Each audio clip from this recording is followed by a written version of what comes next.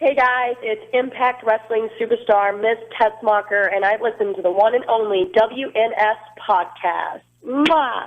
You're listening to the official Wrestling News Source podcast. For all of your information, go to WrestlingNewsSource.com or find us on Facebook by searching WrestlingNewsSource.com or WNS Podcast. You can also find us on YouTube, Twitter, Stitcher, and iTunes by searching Wrestling News Source Podcast or WNS Podcast. Now, being broadcast in over 30 different countries, here are your hosts, Daniel Herron, Tyler Hebert, and Doug. That's right. What's up, everyone? I am Daniel Herron. No. I'm Tyler Hebert. I'm Doug. And we welcome you to episode 139 of the official podcast for WrestlingNewsSource.com. I was close. For all of your information, go to WrestlingNewsSource.com. Check us out on Facebook, WrestlingNewsSource.com. You can find us on Facebook, WNS Podcast, on YouTube, WNS Video, and on iTunes, Wrestling News Source Podcast. On Twitter is at WNS Podcast, for the main site, WN Source. Yes, we're also on Stitcher. Please go and like and review and rate and comment and follow all those things. We would really appreciate it. Yes, we would. So welcome to the show. Got quite a bit to talk about. How you guys doing? Well, Oh, cool. Yeah, we got to enjoy our first podcast family dinner in a while. Went to the good old Golden Corral and stuffed our faces and nearly had to puke. So not too bad, but pretty enjoyable. We're going to kick things off because we do have some Stitcher feedback from 2 weeks ago. We didn't happen to catch it, but we are going to bring it up. It's from Bound for Uli finalist Tasty Bobby Hasty saying, quote, Stitcher, right? from Stitcher. That is correct. Yeah, I'm trying to tone it down for you. How do you say You it? better. Stitcher? Oh, I thought Yeah. it said it a different way. Oh, you mean Stitcher? Like that? Yeah. So anyways, Tasty Bobby says, finally back to watching the show. Great to hear you guys again. Good interview and recaps. Did he say watching? Yes. Yes. Good interview and recaps, as always. Was not expecting the greatness that was the Total Divas segment. Tasty Bobby Hasty is glad to be back. Back. Back indeed. What's up with that? Like, I guess he took a hiatus or something? What's up with that? Been a while since we heard from him. I sent that kid a t-shirt. What's up with that? What did he get, like a girlfriend or something and then stop listening? I got a girlfriend and I still listen. Yeah, you have to. I don't have to. Well, Avery doesn't. I forget. Sometimes. It's Bash on A-Bear night for us. Oh, yeah.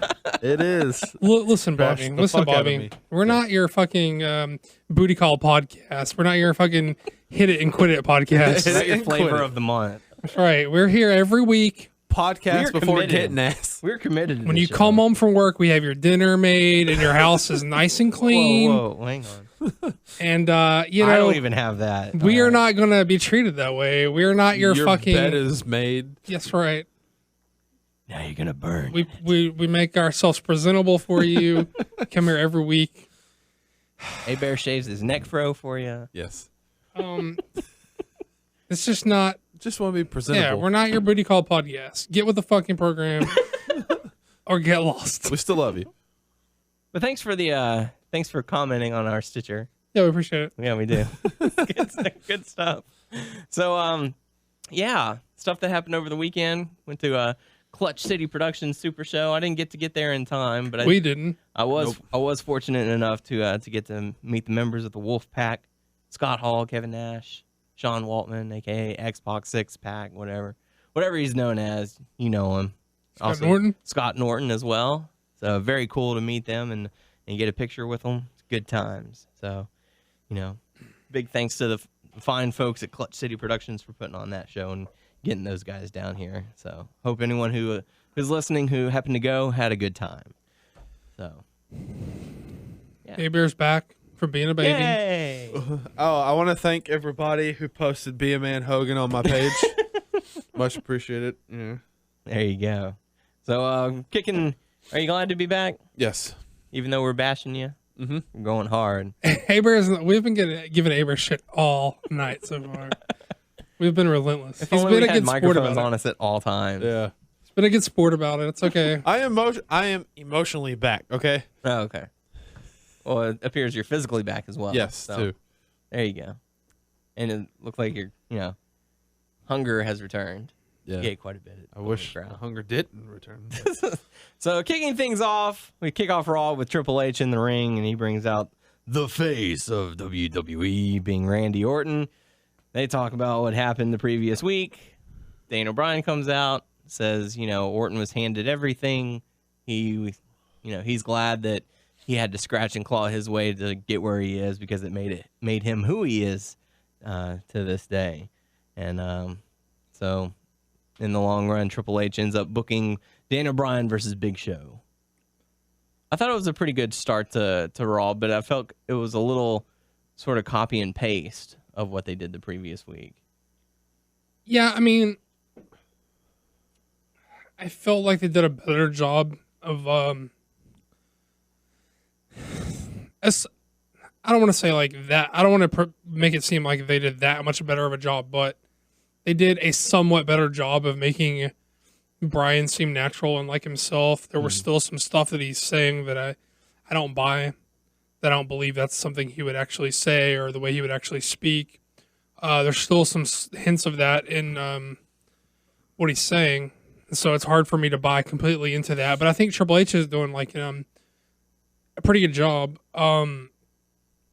He's kind of he works really well whenever he doesn't have to be like the beat all end all. Like, so he's just being the dick, and like, that's believable for me. So it was totally fine. Yeah, I agree with Daniel. I kind of feel like they were doing the same thing, but like I feel like we're all invested in this storyline. With what they're gonna do with Daniel Bryan, and it actually, this is gonna sound weird. This stuff actually puts a smile on my face. Yeah. Really, because I enjoy what they're doing though. But I think they could do little things better. But I enjoy it. Okay.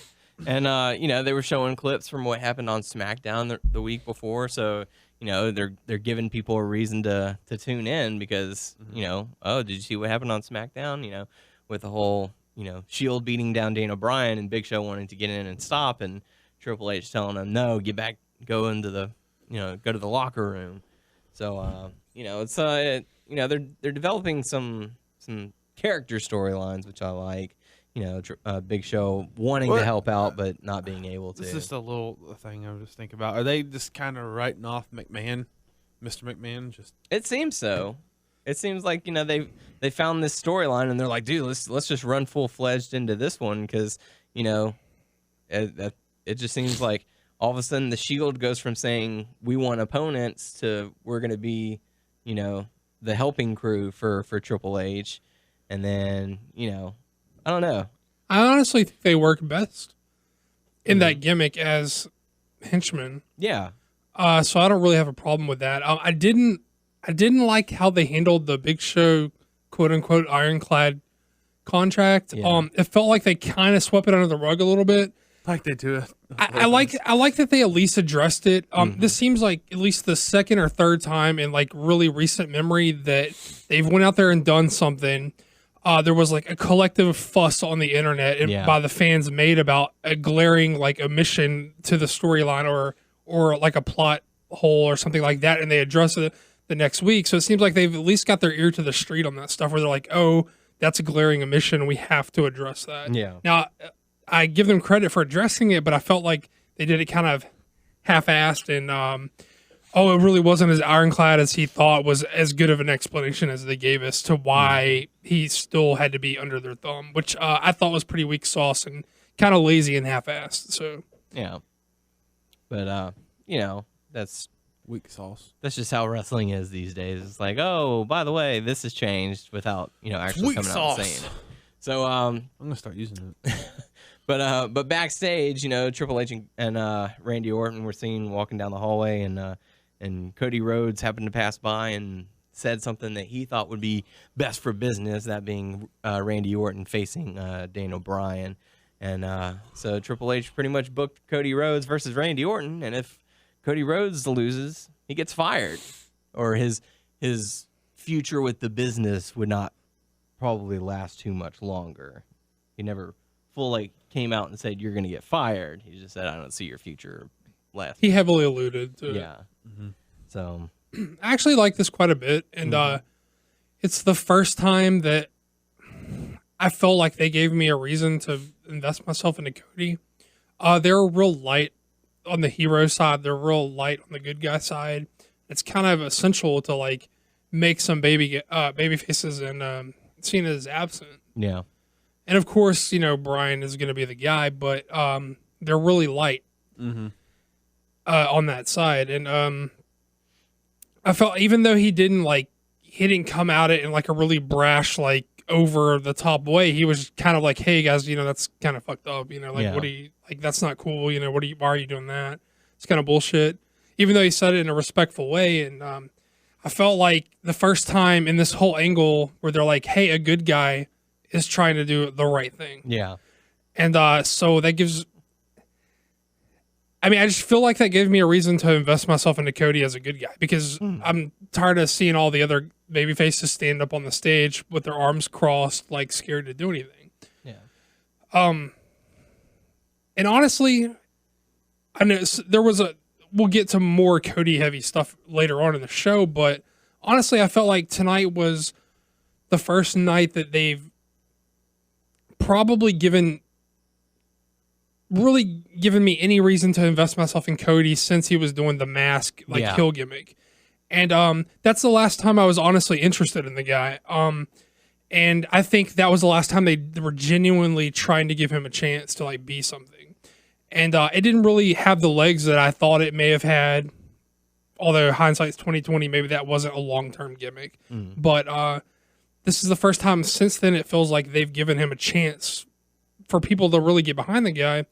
And it's weird that they gave it to him like on his way out for a while, because a lot of people seem to like the implosion of the Rhodes Scholar stuff, but I thought that was again like really weak sauce stuff. Like the reason for his babyface turn was so like flimsy. Like he didn't have any ground to stand on. He just came off like a crybaby. He was like, well, he didn't technically cheat or anything. He played by the rules. He was betrayed, and the crowd felt sorry for him. Right, but he wasn't really. But it just made him come off more like a crybaby than a good guy. It was real. Like his logic was so flimsy that like people could poke holes on it. Like when he was out on commentary, and they were, I guess in theory trying to get over his reasoning for why him and Sandow are on the outs now.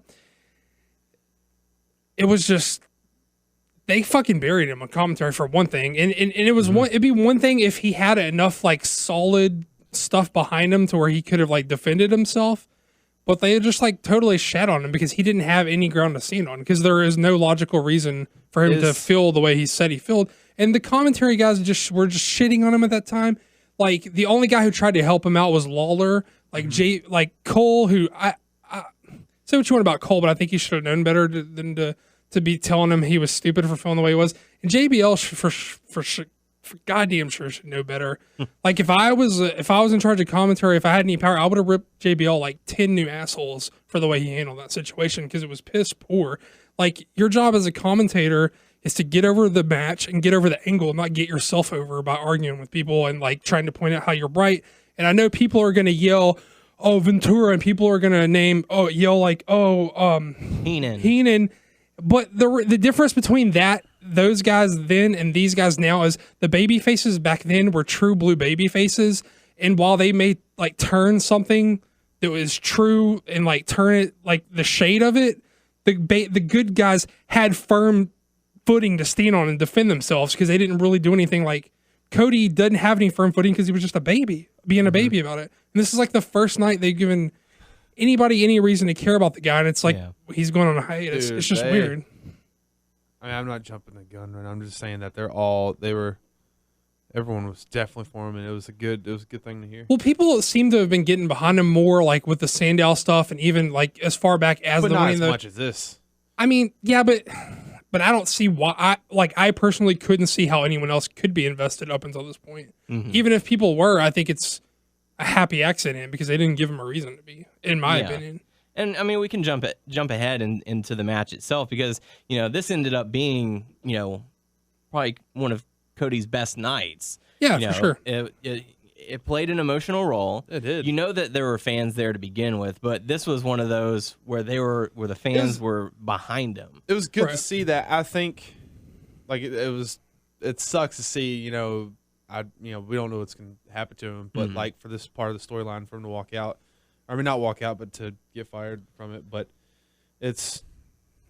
I liked Cody, and for a point I kind of stopped, like just like paying attention to him because all the stuff that was going on. I didn't really like care for this, the Rhodes Scholar stuff, or them fighting, but because they didn't give you a reason to like him.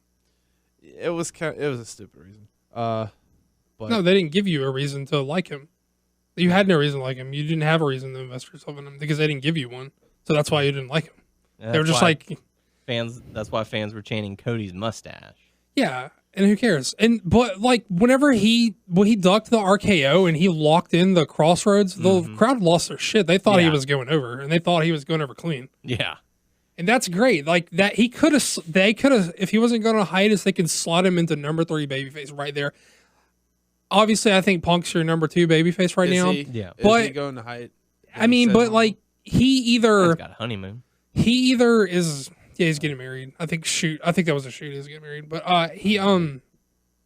Punk is either like, okay, with this storyline, they're like really trying to get over the fact that they're like an evil like overlords of the company. And to do that, they're shitting on all the baby faces. And Punk is either like super smart and said, I'll wrestle that black hole of charisma, Curtis Axel, every fucking day of the week as long as I don't have to be associated with this.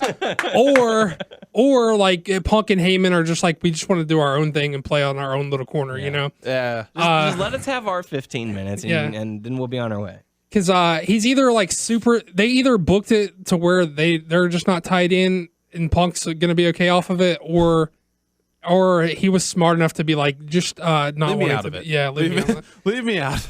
Because this is making all your babyfaces look like shit, pretty much. Except for Brian's the only guy who's going to benefit from this story. Yeah. Everyone else looks like shit. In my opinion, I mean, of course, I'm sure people will feel how they feel, but yeah, but like it was just, was it the best match? No. Was it a great storytelling? Yeah. The match between Cody Rhodes and Randy Orton told a great story. The fans bought into the false finish. Some of them were heartbroken because Cody ended up losing. They were chanting Cody Rhodes, thank you Cody, just all kinds of stuff. So I wonder if they're gonna play off something, or they may have an idea. Because that promo at the end when he told him about his father, that the McMahons don't like his father, or his brother, and all that stuff. McMahons have always hated the Rhodes family. Well, they took a great talker and put him in polka dots. They turned my brother and put gold paint on him. He's never been the same since. WWE on Facebook, and they have an article on there talking about what's Dusty's and Goldust's opinion about what happened, and they got their opinion. So I don't know if they're gonna try to, when he comes back eventually, what if they bring them back, and do something with that. Sure, his comeback is going to mean something once he comes back because of this, if the fans remember. Yeah. Like, this has to hold them over until he comes. I don't know how long he's going to be gone. He could be gone a month or 6 months for all I know. I don't know. But if the fans remember, it'll give him a boost when he comes back. But why the fuck would you wait to try and get him over more when he is going out? I don't understand that train of thought. I guess so that the crowd will pop whenever he returns. Like you said, if they remember. But which they should. They should, but you got to remember, if he's going to be out for any significant period of time, when Cena comes back, everybody's down a notch. Well, that's 4 to 6 months. So we're looking at January before Cena comes back. Yeah, but I mean, I don't know how long. I don't know if he's just taking a few weeks for his honeymoon, or if he's taking time off. To be honest, I would see Cody Rhodes coming back in time for Survivor Series, if not before. Because I posted this on the Facebook page, and I wanted to get you guys your opinion on this. I feel like this could build towards a really good Survivor Series match where you've got the Shield. So there's 3 guys. Orton could be the captain, and he doesn't necessarily have to be involved, but Triple H is gonna wrestle too, right? But I feel like this could build towards a Survivor Series match, like a 5-on-5. Who's your teams? Well, you could have Big Show, Cody Rhodes, Daniel Bryan, Daniel Bryan, Dolph Ziggler, and Dolph Ziggler. and maybe the Miz versus the Shield. So you got 2 baby faces and 3 crybaby pussies. I don't know. Just, someone's, banded together, they'll fight. I just want to say one thing. Why? What reason would you have? I get it because they are theoretically the highest ranking baby faces on the roster. Yeah. I get that, but like, what reason does the Miz and Dolph Ziggler have, or even Big Show? Okay, maybe Big Show you can argue. What reason would the Miz and Dolph Ziggler have the team? Because they're such little bitches that they just did what they were told, and they don't have beef with anybody. So they should just they should just skirt this match like they skirted everything else. Well, Dolph Ziggler. Because he gets beaten by the Shield. Yeah, he's getting beaten down by the Miz Shield doesn't because of have a something he reason. said. Miz wanted to say something, but he didn't. So I mean, that was just a name I threw in there. So I mean, you could replace that with just. You're thinking because of anybody. SmackDown last week when it was the Miz, Dolph Ziggler, and Big Show in the ring, and Triple H confront him, and it really wasn't that bad what Triple H said to the Miz compared to Big Show and Dolph Ziggler. Yeah. I mean, like, I completely buy into an Orton Shield team and then somebody else, whoever. But I have no interest in seeing the Miz. I have no interest in seeing Dolph Ziggler. I cry about it, internet. I don't give a fuck. What the fuck has he done that you're so on his dick still about it? I don't give a shit about Dolph Ziggler. They haven't given me a reason to give a shit about him. Who cares?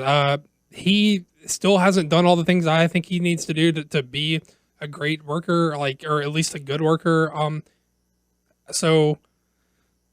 I'm not happy about Big Show's character direction. So what we've got, I would just assume see Cody Rhodes and Daniel Bryan take on a 5-man team of because I don't give a fuck about seeing all those other guys because they bitched them all out. Yeah. All right. Can you cheer those guys? I mean, I can't. I don't know. Some people can. It just. Well, I mean, take a look back at the 2010 Survivor Series. We had Edge and Jericho, quitting on the team, and they turned around and was like, well, they could use our help, so let's help them out. And just, I don't know. But that's just where I see that they could probably build from this, because they're involving quite a bit of characters, and, that's just where they end up going with it. Yeah, I mean, I get what you're saying, and I think it makes a lot of sense, and I could see them doing it. I just don't have any interest in seeing the majority of that babyface team. Yeah. I just don't care. I don't care about them. They haven't given me a reason to care about them, and the WWE hasn't given me a reason to care about them. Maybe in time. Doubtful. Well, you never know. What's Night of Champions, then what? Battle They're trying to Ground? They're trying to work on, I guess, Dolph Ziggler with the How? Shield. No, I mean they're putting the Shield against Dolph Ziggler or whatever. Yeah, but my point is Dolph Ziggler hasn't done anything heroic. Dolph Ziggler hasn't done anything he hasn't to make up for the shitty shit he's done. Dolph Ziggler hasn't done anything really to. He hasn't cut any face promos. This is just what I was talking about last week when I'm saying the only reason a babyface is a babyface now is because he gets fucked over by somebody else. If you get fucked over by somebody else, now you're a babyface. No, that's not how it works. You have to do something good, show remorse for the bad you've done, and at least say, I'm going to try and do better, or go, put your neck out to make something right. Those guys, Miz hasn't done that. Ziggler hasn't done that. Show acts like he wants to, but then he wants to cry a river about it. I don't know. Only Daniel Bryan and just now one night of Cody Rhodes. There you go.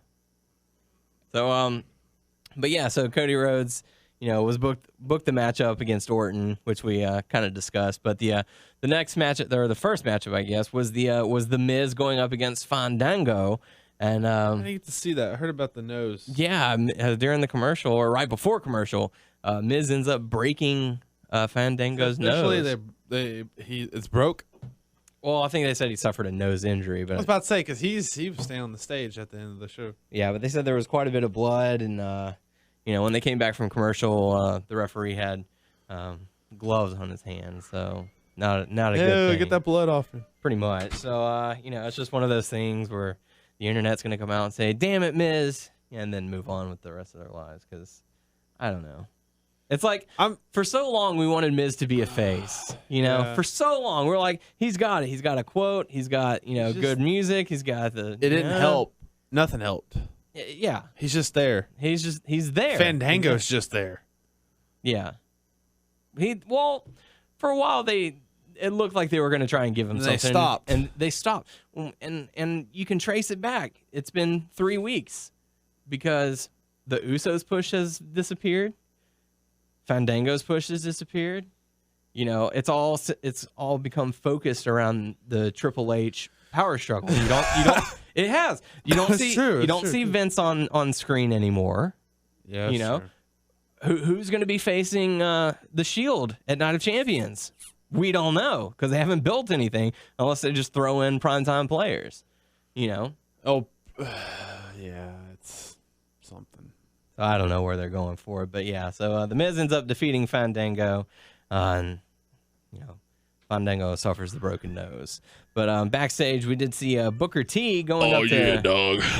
going up to Daniel Bryan, telling him, not to go after Orton, and just give up the. Don't worry about the title. Never give up, Daniel Bryan. Never give up. Yeah, that's basically what he was saying. He said, it's not even about the money. It's not about that. It's about just beating him. Mm-hmm. So, yeah. So there you go. It's like, why is Booker T telling him not to? If anything, that was his boy, D-Bry. Come on, Booker, light a fire in his ass. Yeah. Light up some of You're that my Harlem top Heat. 5.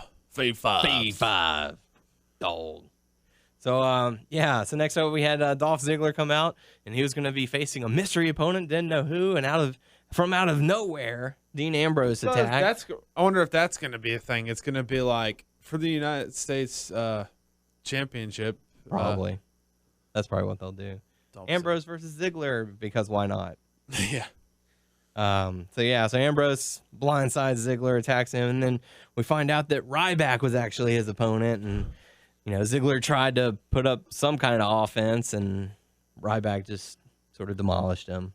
They're still not. Did they stop doing the Rybacks beating people up and backstage? It just stopped that, huh?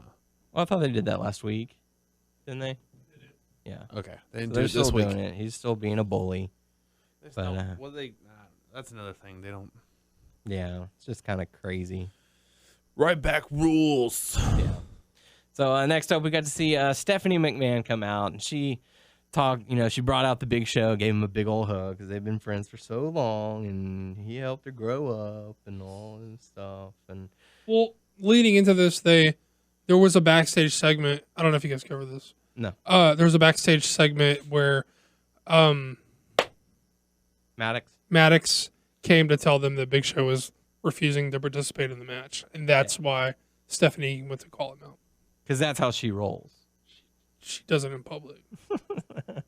Yeah. So she came out, called out Big Show. They hugged, and he got emotional. And then she started airing, quote unquote, dirty laundry, saying, "Oh, your financial situation isn't too great right now, and you've been giving money He's to like, people." shut up, and, bitch. No. And it was just kind of weird, but I don't know. They kind of did the thing they did with Michaels whenever he was Yeah, bought by JBL. Yeah. Yeah, and the only thing I was thinking was like, man, he was just in an interview where they said, how much longer are you going to be in this business? He said, I just signed a 5-year contract like 2 months ago. So that kind of throws that off for me.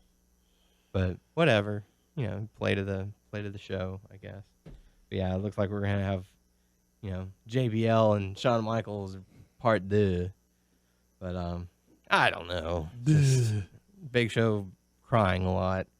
A lot. Cody Rhodes making face, Big Show crying it off. That's pretty much the story that they told in this week's show.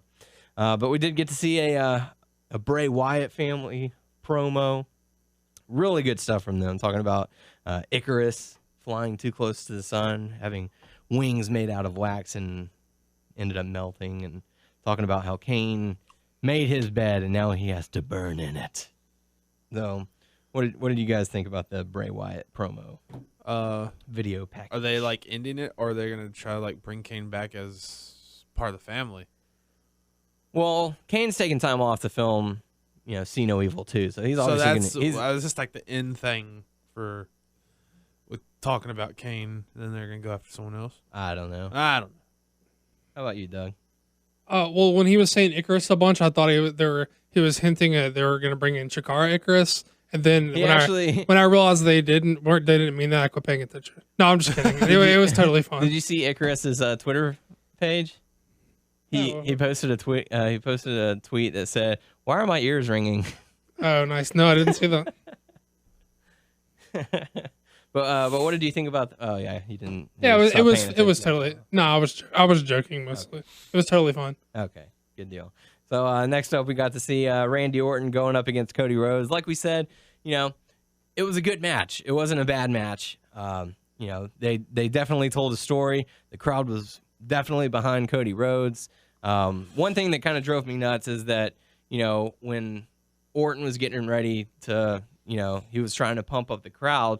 They're cheering for him instead of booing. Like, I understand, you go to these and you cheer for who you want and you boo who you want, but like, get it right. He's heel right now. This is what fans have wanted for such a long time. He's playing the part of a heel. He's being a dick, and y'all need to boo him.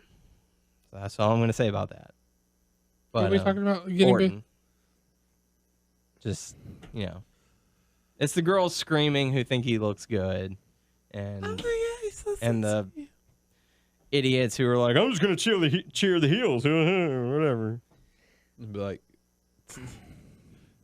look, I saw this great video about fan etiquette at shows, and we had kicked around the idea of doing a fan etiquette video. Oh, there's already one out there. We kind of got beat to it, and it's short and sweet and to the point, and it covers all the points that I would have covered anyway.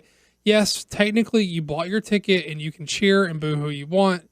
You can chant what you want within reason, but just because you can doesn't mean you should. There's no point to detract from the show just to detract from the show. It's kind of dumb. It's kind of lame. People didn't pay tickets to see you. Yeah. So just remember that if you go to a wrestling show. I gotta get myself over it. Yeah. I mean, it's fine if you cheer your favorite or whatever, but don't get annoying. Yeah. But yeah, so all in all, the match was really solid. Good work from both guys. We've seen them wrestle before, and they've done pretty good work together. But Orton ends up defeating Cody Rhodes. Triple H comes out, says he's fired, and the fans are not too pleased about that. That's when they should have been booing the heck out of Triple H. And in this episode, Triple H was getting quite a bit of heat. The fans were. What I notice is like they cheer Triple H when he comes out until he goes into what he's doing. They do the same. They did the same with Orton. It's like he gets that, I know that popular guy pop when he comes out. But then whenever they kind of start shit talking Bryan, the crowd turns on him like a large percentage of the crowd turns on them pretty quickly, and that's reassuring. Business. Yeah. Talking about all this talk we were just talking about, like shitty crowds and stuff. The one thing that I did love about this crowd is that they chanted "You'll be okay" at Big Show. Yeah. Which I found completely heartwarming and put a smile on my face because I hate most shithead crowds. They're too smarky and too know-it-all and too, I'm going to cheer for the bad guys for their own fucking good. And good on this crowd. Where were they at? I don't know. Who knows? Iowa? Des Moines? Good for you, Iowa. I think. Good for you, Iowa. Yeah. So, my girlfriend was watching and she was like, oh, he's like a big old teddy bear. He's so gentle. He's the gentle giant. So, yeah. So next up, we got to see CM Punk come out. What? Tyler's doing that thing he does to his niece where she cries and he does the weird face and he's like, who's this? Who's this? And she goes, stop it, Tyler. What's the weird face? Oh. Oh. I usually do. She's like, stop it, Tyler. That's not how I That's look. not me. Stop it, Kyler. Oh, making fun of your niece? Man. That's fun. Cold-blooded. So, but yeah, so CM Punk comes out and cuts a... We got to do a video of Tyler doing that, making fun of Big Show. Then we have like a picture of Big Show and like someone that has the mouth moves like, that's not me, Tyler. So CM Punk comes out and cuts a promo on Paul Heyman saying, he's ready for Night of Champions. And, Paul Heyman says that I broke his heart. Well, at Night of Champions, I'm going to break his face. Break your face. So what did you guys think about this segment? Honestly, whatevs. Yeah. I don't know. I just don't. I mean, I don't. What he said it best. What has been said has already been said, or what there is to say. I don't particularly care for this stuff. I mean, everybody wants Punk to get Heyman. Yeah. I don't care for the Axel Punk thing. They're eventually gonna get past that, and after he beats Axel, they're gonna bring the Beast back. I'm probably gonna do CM Punk versus Brock Lesnar too. Who knows? Although I think they said don't expect Brock Lesnar back anytime soon, at least until the Rumble. So could be a while. But yeah, I mean, it was, what's been said has already been said, and there's nothing else to really say until Night of Champions. So I don't know what they're gonna do until then. How many weeks until Night of Champions? September 15th. Oh, okay. So we're winding down. Okay, good. So next up, we got to see Natalya going up against Brie Bella, going against Naomi to determine who would be the #1 contender for the Divas Championship. And AJ came out and decided to get on commentary, and the match got underway. And shortly thereafter, she decided to Earth 1 or 2. We're in Earth 1 on this one because it's Naomi, and not whatever her name was. But was it Trinity? Is that it? Huh? Yeah, I think so. Naomi is Trinity. Yes. Okay, so yeah, so we're in Earth 1 for this matchup, and AJ decides to hop in the ring and try and fight all three of them, and they just rough her up a bit. Fatal 4-way. Yeah, and that's exactly what happens. Stephanie McMahon announces that at Night of Champions it's going to be a fatal 4-way, and I'm really glad that Brad Maddox has really shown himself to be a good GM by making all these matches, because that's what it's about, right? He's sort of like stuff instead of just sitting there and just waiting on Triple H. He's the messenger boy. It's like, hey, let me know when something's going on. Okay, I'll do that. Well, since this has happened, go get everyone and put them on the ring. Make them stand at the ramp for the final match. Buh. So, yeah. Next up, we got to see Rob Van Dam going up against Damian Sandow. Still very weird to see Ricardo Rodriguez. I was about to say, I pointed that out too. Just again, I was like, whatever. You think Ricardo's going to turn on him at Night of Champions? I don't know. Because that's what everyone's guessing. I don't see the point in that short-term switch. Yeah. I don't know. Just to get a 1-over on Rob Van Dam? I don't know. It doesn't make nothing. None of this makes sense. This whole it couldn't have been just to get a 1-over because he did it before Rob Van Dam was his opponent for the belt. Yeah. So it could be just Ricardo trying to get back in his good graces. Mm-hmm. But it couldn't have been Alberto setting up a swerve because he wouldn't have known at that point. Yeah. Not that they couldn't bend the reality that I just spit out through this microphone next week. He should just come out and just announce Rob Van Dam in Spanish. Yeah. He's so much more like fluid and like jazzed up when he does it in Spanish. Yeah. It's kind of weird to hear him say it in English. It is. He kind of sounds better in Spanish. Just go back to Alberto. Just, don't worry about does this make sense? Just go and do it. It's fine. So Rob Van Dam ends up defeating Damian Sandow. Yeah. Yeah.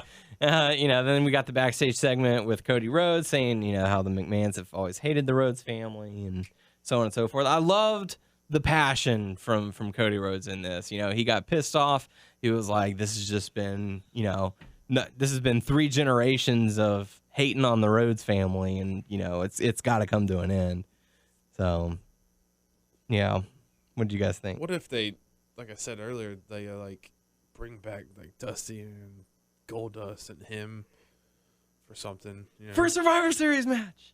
No, not fighting each other. But, or they bring back Cody and they still give him shit, and his brother and dad comes back to help him. Nah, you don't. If they put Dusty in, if they put Dusty in his corner to corner him, he would get mad over. People love fucking Dusty. I love Dusty. I don't give a fuck what Dusty does as long as he's on TV. I'll fucking watch him. You love that guy that dressed up as Dusty in ringside. That was a pretty nice little suit. The stars were out that night. We saw Dusty Sheamus. Piper, Sheamus, Flair, Hogan, Macho. Is there more than those 6? Those are the ones that I saw. And major kudos to those guys because they, you know, Macho Man and Hogan, I think, were the best just because they looked really close to it. The Dusty and Piper were pretty good too. I think Dusty could have had like maybe a wig on, to have it closer to his hair at the time. But do you think they were all buddies who just couldn't get seats together? They like went to the show together, like everybody dressed up as somebody. I'd believe that. Yeah, I'd buy that. Spread out. Yeah, so it was good stuff. Props to those guys. If any of y'all happen to be listening, good job. So, Dusty cosplayer guy though. I hope he was encouraging Dusty as Big Dust. Wrestling cosplayers. Yeah, I hope he, Cody, gotta get in that ring. yes. You're one of the greatest of all time, baby. Can you imagine like if Cody's on the outside selling and that guy's doing that the whole time? That'd be awesome. So yeah, the main event was Daniel Bryan going up against a very reluctant Big Show. Big Show trying to tell him, "Look, Don't make man, me do this. Don't make me do this. Don't make me fight you. I know Like I could just lay down. out of the ring. I know I could just lay down, but we're gonna fight. But I don't want to fight you because we're not gonna fight. So what do we do?" Listen, Okay, listening. I know that I come on here and I bitch a whole lot about baby faces sucking ass these I was days going to say dick. because they don't act like good guys. But this is fucking absurd. This is swinging the pendulum all the way back to the other extreme. I get that you don't want to. I get that he doesn't want to like fuck Daniel Bryan over, but guess you're a professional wrestler. You get paid to have matches. You have to physically harm someone for long enough for them to either give up or to pin them for a 3 count to win those matches. You are a wrestler. You shouldn't be crying and throwing a fucking fit about having to compete in a wrestling match. Now, if they had after post match, like tried to coerce him into like beating him down and piling on him, that's one thing for him to get upset about not wanting to be being involved in. But if you are crying about not competing in a wrestling match, you're in the wrong fucking business, jackass. That is the complete, that is like wanting to be the good guys to the complete opposite, like extreme. I don't want to fight him. I don't want to hit my finishing move so I can win the match. Shut the fuck up, you dumbass. That's fucking idiotic. That is the stupidest fucking thing I've ever fucking seen. Forget all this is just not good shit. That's just fucking idiotic. You don't want to fucking compete in a wrestling match? What the fuck do you want to do, bitch? Shut the fuck up. He just wants to collect a paycheck. That's so stupid, though. What is he fucking crying about? And he Daniel was gonna Bryan walk. even egged him on by saying, "Oh, I'm gonna beat you just like I beat you for the title." Yeah. Yeah, but like, who does that fucking help? That doesn't help any goddamn body because Daniel Bryan is past the point of like he's beat Cena clean. He doesn't need anyone else to like feel sorry for him. He's Yeah. proved himself. So if someone thinks he's not worthy, then that makes him look bad. And it sure as fuck makes Big Show look bad that he's crying about competing in a wrestling match and he's a fucking pro wrestler. Shut the fuck up, stupid. That's some straight up ignorant bullshit. What the fuck? Who thought this was a good idea? I'm serious. Somebody. That's like, yo, guys, I'm crying because I'm a podcast co-host who's got to go fucking co-host a podcast. Stop fucking doing it then. That's stupid. What the fuck? I'm a dog walker who has a moral quandary about walking fucking dogs.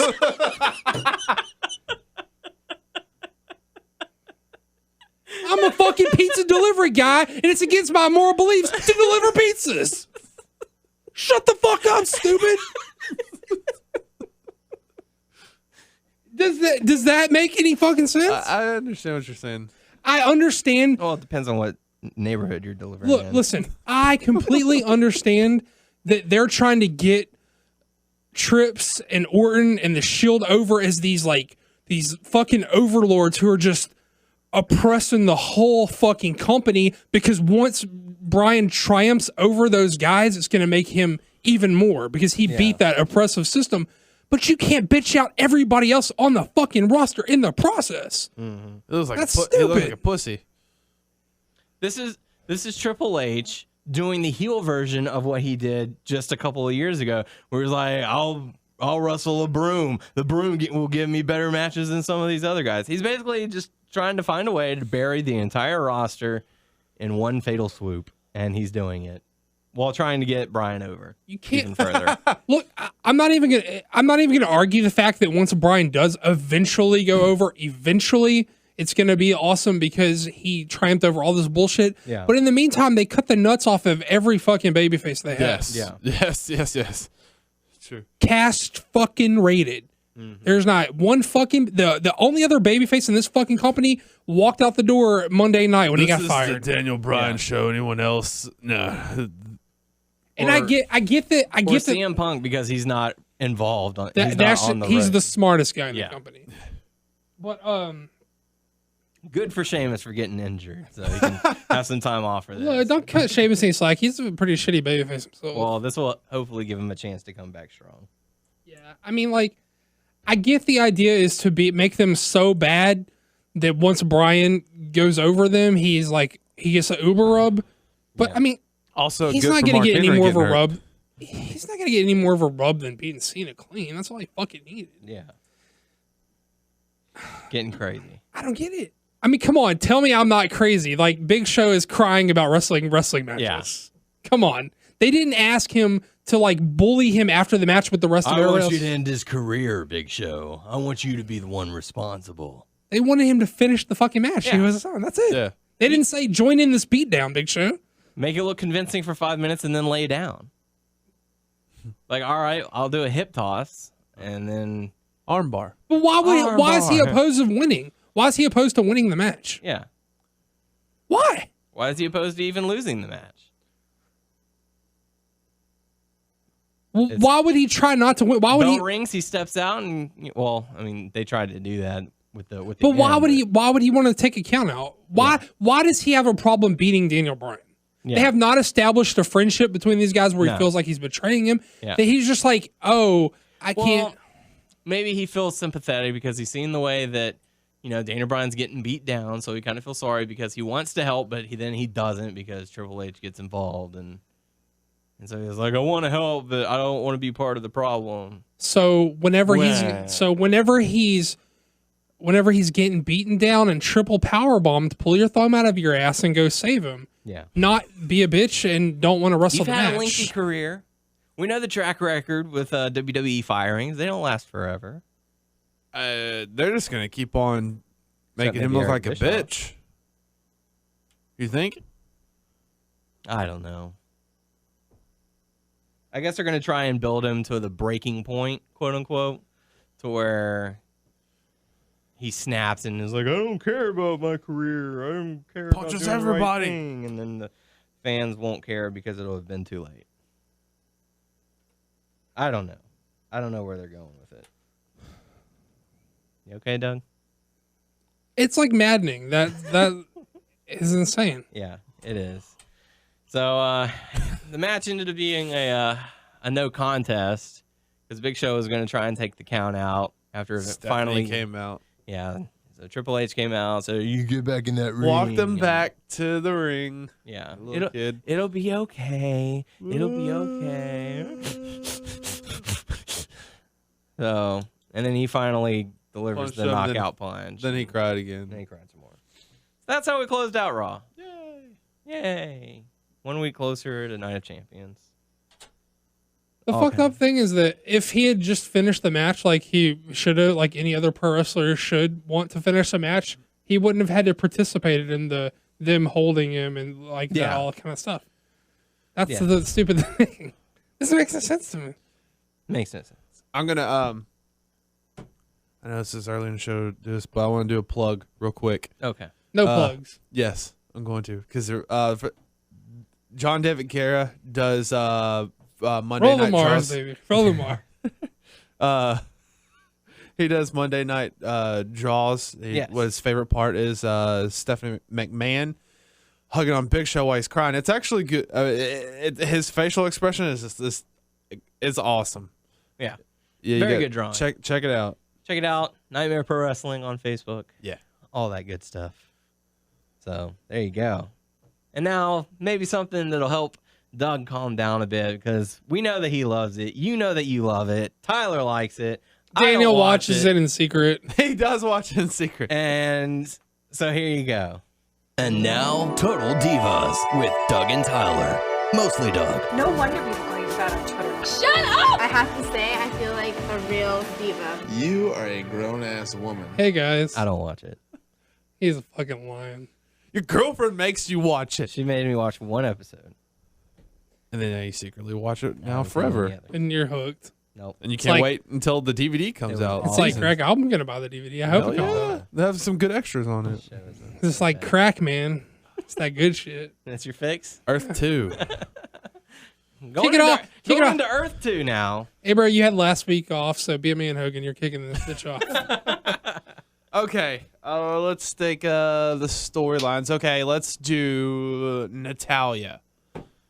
Let's do that. Okay, so, well, they kind of intertwine with some other storylines Yeah, they all kind of mix together. for this one, but okay, so pretty much they are gonna do a Bachelorette party. Yeah, but they're going to Vegas, and everybody's going to Yep. Vegas.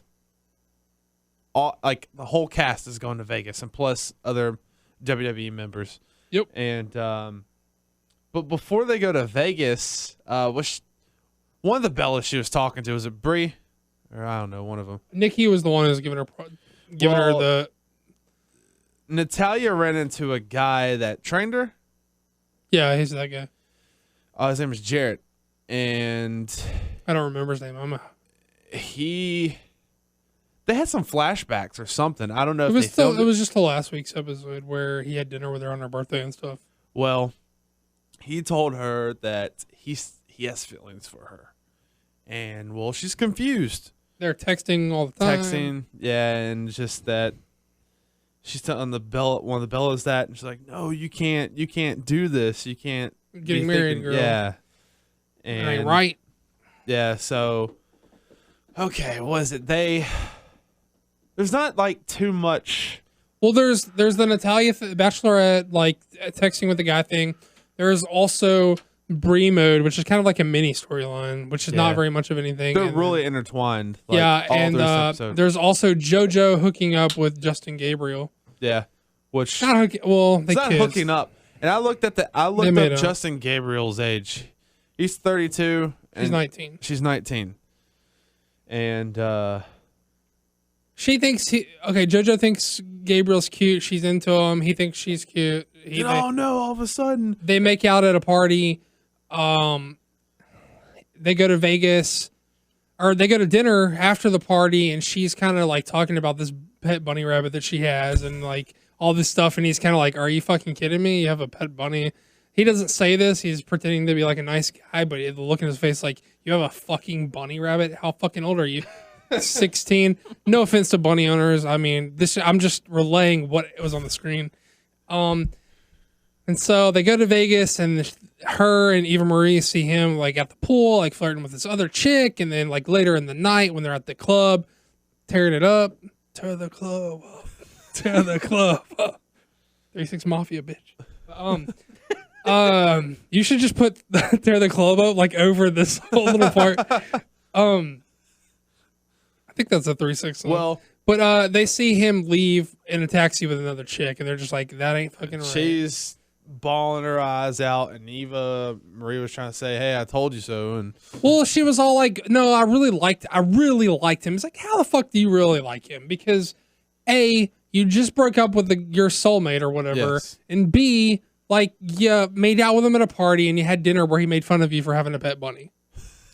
How you really like this guy? That is love. That's a lust. Daniel. She just thinks he looks good. It's like, JoJo, just say it. It's okay. Yeah. This is 2013, and women are empowered by their sexuality. You can just say that man looks good, and that's why I want to kick it with him. That's all you gotta say. You're not in love with that dude. Come on, JoJo. She Get real. wants some poon. There was some there was like mini storylines. Like there's one at the end where, not Trinity, but Ariane, like her boyfriend, they start arguing. He's like, "Oh, you can't come to Vegas with us," and he eventually shows up to Vegas. And Well, Ariane and Eva Marie's are the only two divas on the show with boyfriends who are not contracted WWE wrestlers. So she was like, it's kind of weird if you go. Eva Marie's boyfriend's not going. It's kind of like, yes, it's a bachelorette party, but it's like all the people are going, and he's kind of like, that's fucked up, babe. What are you gonna? That's messed up, which kind of is messed up. Yeah, I believe it's messed up. And so eventually, I guess he just decides. I don't know if he just decides to hop a plane and meet him there. Or she said that he's coming, and she was kind of all right with it. And it was like, I think like the last day or whatever. And he got in the hotel room, and he was excited about everything. And she's kind of making a big deal, like he's acting weird. No, he's just excited for the whole. Yeah. He was he was acting goofy though at the little goofy. He got really drunk, and she was like embarrassed by him being there. Which she kind of like, she kind of seems weird about him the whole time though. Like even like not just this episode. Because he's like a bother. Like it's like she's kind of like she's kind of like that girl who's like she's wearing the pants and she's kind of like telling him like, no, you can't. Not that there's anything wrong with the woman wearing the pants in the relationship. That's completely fine. But she's kind of like anytime they're dealing with each other, she's kind of like bothered by him or like put off by him. She's kind of like, well, don't do that or do this. And which, that ends it. They go to after they leave that little party and go up to the room. But he got too drunk. Yeah, there's going to be a preview for like this preview next week that she's going to tell him something. Like, I don't know if she cheated or don't want to be with him anymore, but I don't remember that. But I don't know. Bella's Brie Mode. Which was basically before Brie got with Daniel Bryan, she used to have Brie Mode where she would just get drunk and get crazy and whatever. And supposedly Bryan doesn't like it when she gets like super crazy, so she tones it down. And everyone's like, "Oh my god, can't wait to see Brie Mode! Can't wait to see in front of Daniel." Yeah, that kind of stuff. And they're like, "Yeah, it's gonna be awesome. Brie Mode's gonna be fucking awesome. Party time. It's everyone's like has big signs in streamer that says Brie Mode. People are just walking by, high-fiving her out of nowhere, talking about, I heard through the grapevine about this Brie Mode thing, and I can't wait to see it. Like it's fucking legendary or something, right? Yes, that's which is fucking weird because once they show them going into quote unquote Brie Mode and partying, Nikki's the fucking one who falls off the fucking table. Oh, Nikki's the one in fucking Brie Mode. Brie is fucking tame as shit. Nikki's in Brie Mode falling off of shit. By the way, when they're all drinking, they're all like standing on everything. Like 3 of them had like blurred crotches. Oh, did they, dude? I've seen so many blurred crotches in this show. This has got to have the record. It's actually. Nah, it's probably not the show. But there's blurred crotches. There's probably more blurred crotches in Jersey Shore than this. But given the amount of episodes. Yeah. Per episode, blurred crotches. The ratio of episode to blurred crotches is very high. Yeah. Who had the blurred crotch this time? Okay, it was one of the Bellas. I think it was Nikki. It was Natalia. Yeah, you're right. No, wait. And then Ariane?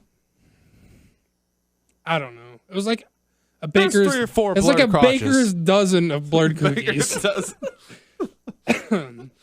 But anyway, like they play up Brie. They put over Brie Mode like 100 fucking times. Yeah. Everyone's heard of it. No one can wait to see it. Brie Mode happens and she's calm as fuck. Nikki's the one falling off of shit. I don't know what the fuck happened. Then she tries to sneak. Well, she didn't sneak in, but she was trying to get back in the room with Daniel. She'd have a key apparently. Yeah, so they have a doorbell. Did you see that? Yeah. She just wakes Bryan up and she comes in. I guess she has party favors from the bachelorette party. I guess she has like furry handcuffs and shit, and like he's like, leave me alone, I'm trying to sleep, and she's like handcuffing him, and he's like, get these fucking handcuffs off of me. What are you doing? Yeah. And she's all like playing it off or whatever, and then like they cut to the next morning. He's like, get the fuck up! I've been awake for like an hour. Oh, dude. That shit cracks me up because she says like, "Oh, I did Brie Mode." He goes, "Well, I know, I could tell." But the shit that cracks me up, he grabs her head and shakes her. That was the best fucking thing. She's like, "I'm so hungover," and he does this. It was so fucking hilarious. Yes, dude, I told he did it twice. He did it twice. And he fucking dove on her and did like the shake thing. Yeah. She's like, I feel like. But anyway, basically, they made a big thing like he's going to be so disappointed or mad or they're going to fight. He's like, you think I didn't fucking know? You came in handcuffing me and shit. He's like, it's your friend's bachelorette party. Whatever. Shit happens. In Vegas. He goes, who cares? And then he shakes her head for having a. He shakes her head. It was fucking hilarious. You have a hangover? And then he goes, oh, she said something about being grumpy. Well, I was like, I'd rather you be grumpy than drunk, but Yeah. that was so. Dan, you gotta watch that. You gotta watch it. Daniel, come on, dude. She said her head hurts because she had a hungover. And he goes like this. With both of his hands. Oh, good times. Yep. That was pretty much it. That's pretty much it. I think we covered it. Oh, Yeah. Yep. yeah. What's set for next week? I don't remember what the The only thing I remember was spoiler reel was. other fucking Bonk. Funkadactyl. What's her name? Ariane was talking to her boyfriend. There's something that's coming out, some big secret or something. Shit, I Oh don't know. man, Oh man. something's going down. Oh. So there you go. So I make sure had to to pee like 4 times. make sure to Shake his head. tune in to next week's episode for more Total Divas talk featuring Tyler and Duck. The next fucking hungover person I see is getting the. So also. I want to see Doug do that. I saw a picture that had the people from Raw dressed as the wrestlers. Oh. There was also Jake the Snake Roberts Oh, in nice. there too. Did he have a fake snake? He did. Nice. So yeah. So Snake. good job everyone involved in that. So thank you guys. Good job. Appreciate that in Total Divas talk. So we do have some hot topic news. People for are you guys. quit fronting. People love this. They People do. love this shit. Yeah, They do. we're turning people on to this It's, shit. it's one of those hidden gems. People are of the trying to hate internet. on this, and we were like, check your attitudes, watch it, and now people are enjoying it. We're taking full credit for all the high ratings it's getting. All right. WWE, and the E, you guys need to get at us. We made that happen for you. You're welcome. Send us the checks. Yep. Oh, we know where they stand as far as check. So, but yeah, some hot topic news for you. Apparently, Christian suffered a concussion, and so he'll be out of action for a while. Speaking of injuries, Mark Henry also suffered a hamstring injury, so he's going to be out of action for a while. But some good news next week on Raw. Prepare for Edge. He's going to be returning to Plug Haven. So I guess it's Is he a main character on the show or something? I don't know. I haven't watched it. I know he is a character on the show, but I don't know. I've never seen those shows. Yeah, but I think it I've airs seen like after 2 minutes SmackDown. of it, and I think it's safe to say it fucking sucks. Like, Okay. don't bother watching that Oh, shit. there you go. If you're watching that and you're not watching Total Divas, can't talk. Check your life. I don't know what's wrong with you. Check your life. Oh. If you want to see Daniel Bryan shaking up a Drunk girl's head.